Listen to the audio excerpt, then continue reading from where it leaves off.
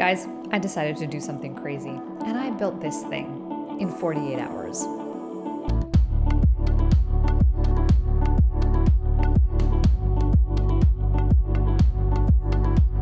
Hopefully, I pulled you in with that big number in the title, and it is real.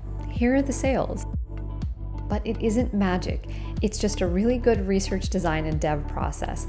And I'm gonna show you the whole thing from start to finish. So I've built a few SaaS products the old-fashioned way, hand-coded. Some were super successful and some were absolute flops. But either way, to design and dev properly, it took months. And as a non-coder, I could never do it without the help of engineers. Thanks to AI and vibe coding, that has completely changed. And it opened up my eyes to new ways that I can solve old problems and what I can actually build all by myself. So let's lay out how we got here.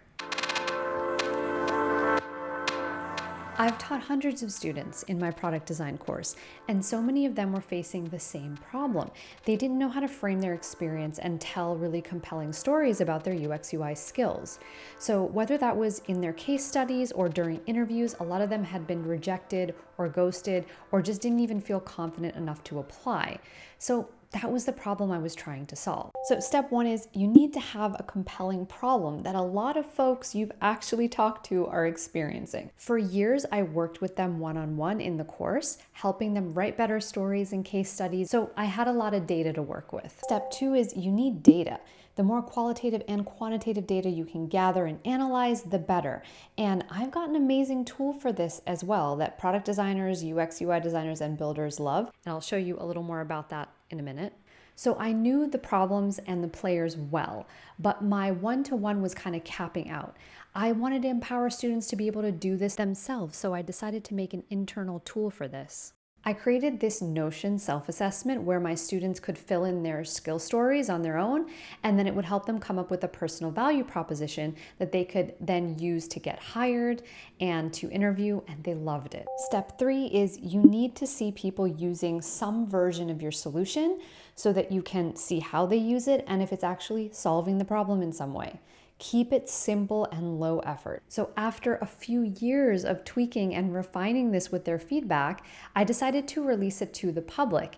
And I could not believe it, but it sold over 816 times, which generated around 10K in revenue. And actually, you can grab a copy of this if you want to check it out too. The link is in the description. You need to get people to open their wallets for the solution. If they aren't paying, then it's just a nice to have and it's not a viable business. Now, I love using this thing, but it was always still a little bit manual and clunky, and not everyone liked using Notion. So I always kind of dreamed of making it better and more platform agnostic and interactive, but I didn't really have the coding skills or the time to do that and to build something. Then I was over at the Replit offices at Andreessen Horowitz in SF, and I got to witness one of the coolest AI tools I'd ever seen. Now, if you know, I review and try a lot of these tools on the channel, but this one was essentially an entire engineering team at your fingertips. This is when I saw my chance to turn this Notion template into a real app. Okay, so day one, we've got 24 hours, so let's go. So the first thing I'm going to do is set up my research space so I can keep all my stuff organized. And this is the handy resource I was telling you about earlier. This is also available for you if you want to download this. This workspace has absolutely everything you need to manage your product design projects. It's got a space for inspiration, which is where I will add, ideas and general mood board stuff. There's a business section, so you can have your competitive analysis, you can have your business plan, your lean canvas, user research, all of that stuff. So the first thing I'm going to do is have ChatGPT help me fill in these different sections. So I need a research plan to kick this off. Again, I have a lot of data, so I'm going to be using most of that, but I'm going to have ChatGPT help me write this. So I'm basically saying, please write me a research plan for this app. This is a project that I've made in ChatGPT so that it has all of the context of the things I'm asking it. And here is the research plan. And I want it to be compatible with Figjam AI because that's what I'm going to be using to analyze and synthesize all this data. So it says right here, the problem statement: creative professionals applying for jobs often struggle to articulate their relevant skills and accomplishments in a structured, compelling way. Skillshot helps them reverse engineer job descriptions to create impactful portfolio stories based on their experience. Perfect. So we want to understand how users are currently doing this. We want to validate the usefulness of actually turning job descriptions into tailored stories. We want to identify common pain points, and we're going to use this structure, and we're going to gather language and patterns and keywords and things that are associated with this so we can create a very specific user experience flow. And so we've got our target audience, some research methods. So it's saying user interviews, surveys, competitive analysis, usability testing later, and some of the key questions that we need to answer here. This is really helpful. These are some Figjam AI prompts that I can just paste in, so I can generate sticky notes from a bunch of pain points from interview transcripts, so I can just paste the transcript. So I'm going to go ahead and copy this right now. And now over in Figjam, I'm going to paste this in here. So this is like my tiny little research plan. So I have a lot of interviews that I've collected with students over this time, and I'm just going to paste them here in Notion. And that way I have this for reference. That's Sam. And now I am going to drop this into Figjam. So right here, I'm just going to grab a sticky and paste the whole interview into this. And I'm going to come down to this toolbar at the bottom and drag in a Jambot. Now, Jambot is the AI tool that lets me converse with these stickies. Right now, I want you to summarize this. And I'm just going to connect this sticky to this summarize chatbot. And I can just say as bullet points. So that was really fast, and this is what it's telling me. It's saying that this person used a Notion skills assessment to reflect on past projects and map out skills for a new role. They liked the way it was structured. It helped them identify transferable skills. Confusing that it was isolated without guidance on how to connect the skills to the job description, so that's interesting. And they wished for a feature to paste job descriptions and match skills. I can ask this a question. I can go down a rabbit hole. Let's go into confusion around connecting these skills to the job description. To effectively connect your skills to job descriptions, it can be helpful to break down the job requirements into specific skills, then match these with your own skills and experiences by providing examples that demonstrate how you meet those requirements. This is a lot along the same lines of how I wanted to tweak the flow a little bit. So you can just keep having fun with this, keep analyzing this in different ways. You can drag in another Jambot. Now it's showing me what they liked, desired features, recommendations. I can even take all of these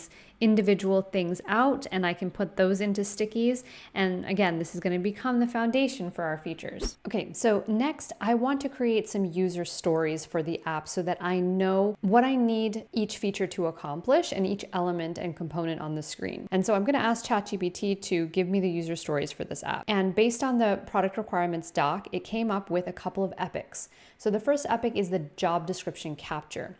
That's kind of the first big feature or flow that we need to work on. And so it says, as a designer, I want to paste a job post link so that Skillshot can analyze its requirements. I want to queue up to 5 links so that I can compare skills. I want visual feedback, letting me know that when a post is processed, it's, complete or being analyzed or whatever it is. And I want to remove an unwanted link so that it doesn't affect my analysis. And then we have Epic 2, which is the skills part, Epic 3, which is the story creation, and then Epic 4, which is progress and motivation. So there are these different, flows and segments that have very different needs, and we're just going to take it one at a time and get into Figma and start wireframing. One of the first places I'm going to go is over to my favorite resource called Mobbin. This lets me see design patterns from all of the world's best apps, so I can see how others have approached similar UX problems and what UI patterns that they've used. And I can search by UI element, I can search by entire flows. And this is by far the place that I visit the most for getting inspiration and helping me come up with my first ideas and wireframes. So I'm just going to search for skills and look through some different learning apps and habit tracking apps.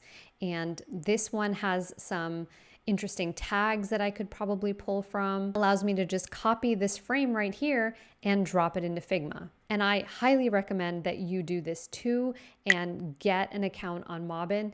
There is a link in the description for that. Okay, so to save time, I want to use an existing component library. And also because I want something that's already been tested for accessibility, uses Tailwind. I have just made a very simple component here. It's just a card component following those user stories in that first epic. So I'm using just good design patterns and practices and saying, okay, we're going to group things properly. We're going to use the right hierarchy. And it's great because this ShadCN component library that I'm using, it already has a typography set and everything like that. And then we have all of these components that are going to be interactive. And so remember, these things are going to be placeholders, so we don't need to get too detailed about what's going to be on these screens. So I'm thinking about the user's mental model and how they would most like to see what's under the hood. Do they need to see everything? Are they like a pro power user? Or is something really simple like this where they can just click on a cloud? Does that work? But what I've actually found with this and testing it with some users is that they get a little bit stuck here trying to come up with a story because there is no format, there's no prompt really or a guideline. So they sort of draw a blank. And that's something that was happening in the Notion templates too, because it was just very open-ended. So I think I want some more fields here. So next I tried another flow. So this one's a little bit different. We're kind of starting out in the same place. But as we move in, I want to simplify it even more. I don't need to show all the URL fields because again, this can be conditional. I want my users to not feel overwhelmed. So they just paste the first link. So when they click add, then this comes up and it shows that this job is, maybe this will be pending, not analyzing for this step, right? It's in a pending state because we haven't analyzed it yet, so you can continue to add more. So that just really condenses how many form fields we have to add and keeps it very simple. So next, let's say I've added 1, 2, 3, however many, I can click Analyze. And then the next screen is going to show all of the jobs if I have more than one. And as that Epic told us, we want to be able to delete the ones if we don't want them to affect our analysis. So you can, there's a simple CRUD functionality here. Delete it. So that's our first epic.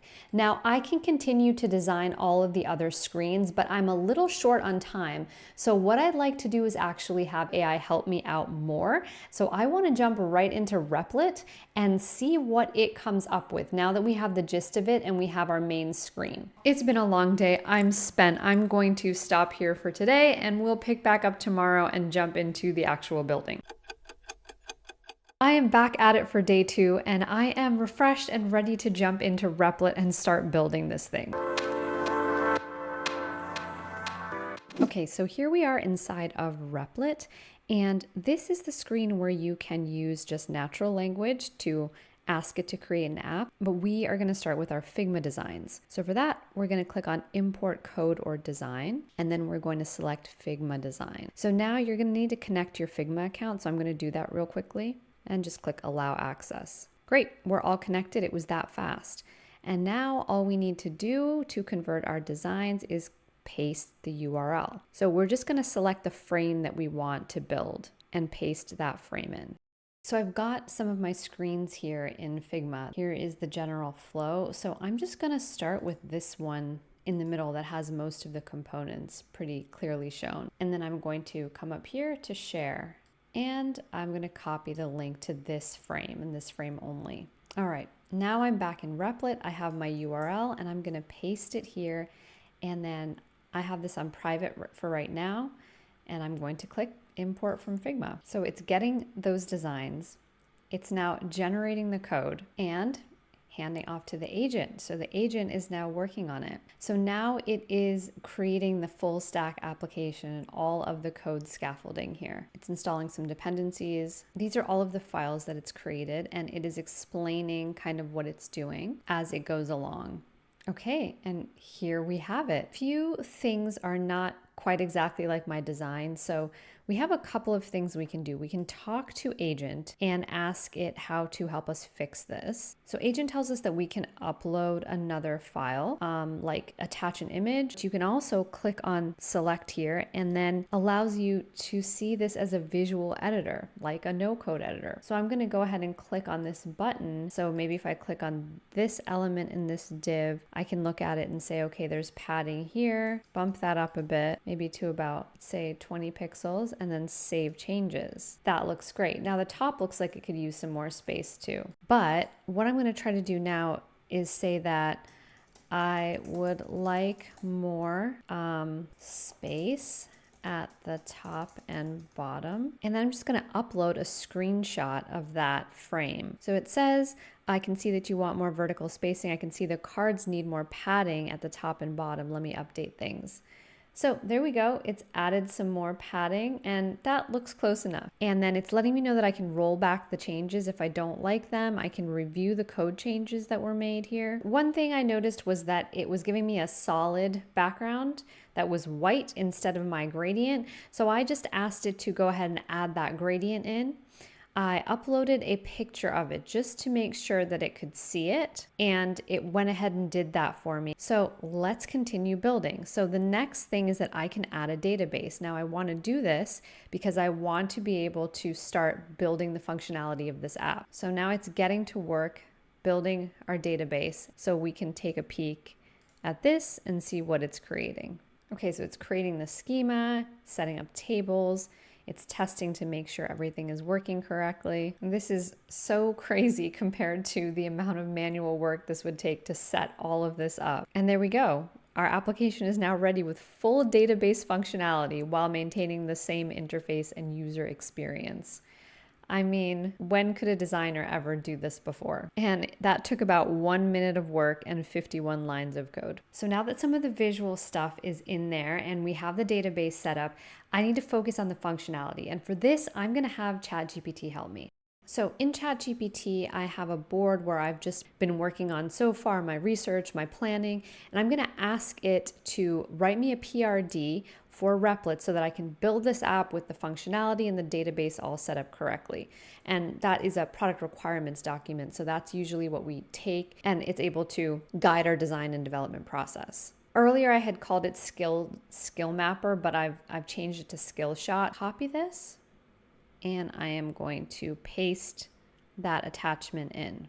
I am providing the PRD for this app. Please help me build it and make it functional. Okay, so now it's going to work based on this PRD. It's going to start updating these cards, adding core functionality. 6 minutes later, Agent has built the complete skills analysis interface with the priority badges and the coverage tracking, has the star format forms for comprehensive skill storytelling. It's added the navigation. So let's go through and see what it's done with all of this. So we have our job postings. Now we're going to click Analyze Common Skills. So it's added these two buttons here for story builder and skill analysis. So this isn't exactly the user experience that I have in mind. It's not flowing to the next screen. So we'll work on that design in a minute, but right now I just want to test the functionality of this to make sure that it all works. So let's try skills analysis and see what happens. It didn't show me any of the skills that were extracted from those job postings. And when I click this, it just takes me back to this screen. So we're going to fix that, and I'm also going to share with it the other screen that I designed in Figma just so that it looks more cohesive.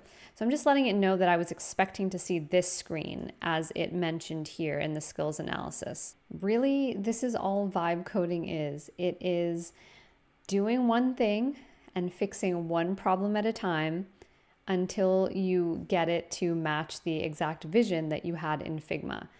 And that's what I really love about Replit. You know, the way you can do it from any starting point, just the way you would work with a real developer or an engineering team. And it says it has extracted the skills. So let's see what those skills are. There we have it. So now it's showing these skills. It's saying that for user experience design, this is a high priority skill because 5 out of 4 jobs have this. Okay. So that's a little strange, right? How can it be 5 out of 4? So we'll just go with that for now. And now we're going to click on build your stories. Now we can create a story. And here it has all of the fields. This is so exciting. Now we're going to save that story. Okay, so I'm just letting Agent know that I added the story. I hit save, but nothing happened. Don't know if it's saved. Don't know if it's working. So there was a bit of a bug that happened with the user ID that it was looking for and some other functions. So it debugged that. It supposedly fixed it. I've just added in the story again. Let's click save story. Moment of truth. Done. We have our toast success message here. And then we've got the story right here. I want to quickly clean this up. I want to remove these buttons and I want to add a top level navigation for our 3 main areas. So I'm just going to chat with Agent back and forth for a bit until we get this design nailed down. So we've got a pretty good app going here. I need to walk through and look through some of the user experience things and do some tweaking. So let's just start from the top. We've got our 2 jobs in. We're going to click Analyze. So this little snack message lets us know that that worked. and it takes us to the skills page, and it's showing us our high priority jobs, and we can add a story. So if I click add a story here, it takes me to the story builder. That's not what I want. So I'm going to say that after I click add story, I want it to open the story form with the priority story tag selected for that skill. So about a minute of work later, it seems to have worked through its issues, and I'm going to click on this one. And now it works. Now it opens the form with that related skill tag selected. That's exactly what we wanted, and now the rest of the skills are down here, and we can keep adding to this. Perfect. I'm on to the final epic here. I want to show that overall progress bar so that we can do some more things with it, maybe generate what I want to call a skills snapshot or a PDF or something like that that they can download. So I'm going to ask it to add that, and I have my design here in Figma. With a simple progress bar, it's going to show how many overall stories of high priority skills you have, how many are left, and your overall percentage of completion. So I've exported that image, and I'm just going to upload it here. So it's got to do a little bit of math, right? Because it needs to know, well, what's the max amount of stories that you have to have for this bar to be considered 100% complete. And then it's got to track how many tags you have. So it needs to know if you have the 3 recommended tags for Figma, for user experience, etc. So it's going to figure all of that out for us, all of the logic and the conditionals. Oh, I love it. Just dropped it in there just like that. Oh, it even changed it to a gradient. Oh, it's so exciting. It's absolute magic because it's not just a prototype. This is the real functional app. So now if we come over here, let's go ahead and add another prototyping skill. Look at that, the progress bar increased. We've got more stories. Now I want to make this screen. When the bar is completely filled up, we don't need the bar anymore. Back over in Replit, I'm just letting it know that once the bar reaches 100%, I want to replace that bar with a button that's going to take them to the skills snapshot screen. So just show this, once it reaches 100%. This is amazing. It created this final screen, and now I'm adding a little extra zhuzh, a little extra functionality here. I wanted to actually implement exporting a PDF. So it is adding a PDF library here so that it can generate that. Just a minute later, it has implemented this. So now when we click this, we can see a summary of all of our stories. And then if we click download, it's actually going to generate a PDF. So we do have one final step, and that is the deployment. So you all can use this app. So we're just going to come up here and it says ready to share with the world. So I'm going to click deploy. All right, so we have a couple of different options here. We can publish a live stable public version of our app, and it's already telling us that auto scale is recommended. And there's a tutorial on Replit's site, so if you're trying to decide between these, you can. But I'm going to go ahead and use the recommended. It's also recommended to run a security scan. So I am definitely going to do this. I think that's important. So let's go ahead and run that. So it looks like it has found one issue. It's a potential vulnerability in this JSON package, and you can see the details of it. I'm going to go ahead and click Fix with Agent. Okay, and the issue has been resolved. Thank you, Agent. So now we are ready to set up our deployment. Okay, so it's letting us know like the requirements that it needs per machine, how much compute units, and again, back on the other page here, it shows us like how much the usage billing is, so you'll know exactly how much that costs. And so based on their recommendations, I'm just going to leave that alone and configure this. So for the primary domain, we will do Skillshot app. And I just want to quickly show you that over here, we can view our usage, and we can see that entire process only cost me 16 bucks. So that's like hiring an entire engineering team for $16. And I think we're in production, folks. The status here that says deployed, we have our domain name here. So let's jump into the browser, and here we go. Just look at that, the real thing. I can fill all of this out, save our stories, increase our progress, and then when all of those are added, we have our snapshot.